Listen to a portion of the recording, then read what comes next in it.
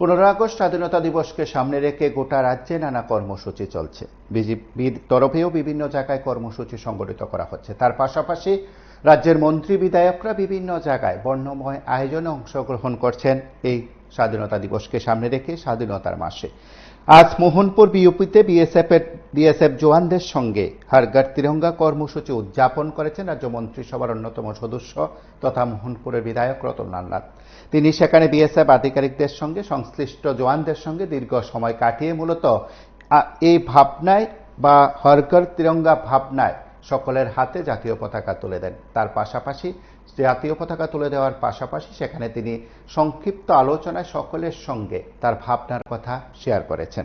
আমরা তার বক্তব্য শুনব, সেখানে কথোপকথনের অংশ বিশেষ শুনব।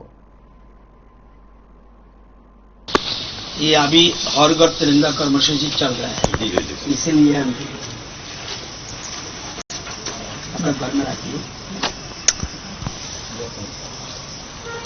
अभी दीजिए।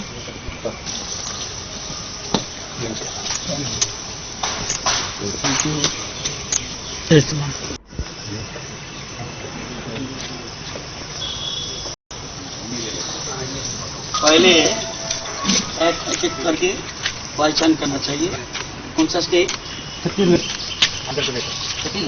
लेकिन बीएसएफ का बहुत चीज अभी तो नया शुरू हो गया। 2 दिन से पहले ही civic action is most important. Sweet relation रहेगा गाँव का साथ, सोसाइटी के साथ स्वीट रिलेशन रहेगा, अच्छा है।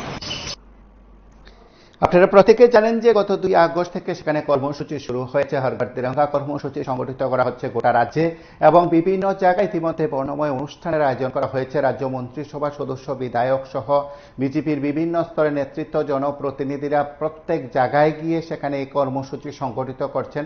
জাতীয় পতাকা তুলে দেওয়ার পাশাপাশি বিএসএফ ক্যাম্প সহ অন্যান্য জায়গায় সেই কর্মসূচির মাধ্যমে হর ঘর তিরঙ্গা কর্মসূচিকে সর্বাত্মক সফল কিংবা জোরালো করার প্রয়াস সেখানে নেওয়া হয়েছে। স্বাধীনতা দিবসে রাজ্যের বিভিন্ন জায়গায়, আগরতলা শহরের বিভিন্ন জায়গায় সেখানে কর্মসূচি গ্রহণ করা হয়েছে। ইতিমধ্যে বেশ কয়েকটি জায়গায় সে কর্মসূচি সংগঠিত করা হচ্ছে। আপনারা দেখতে থাকুন PB24।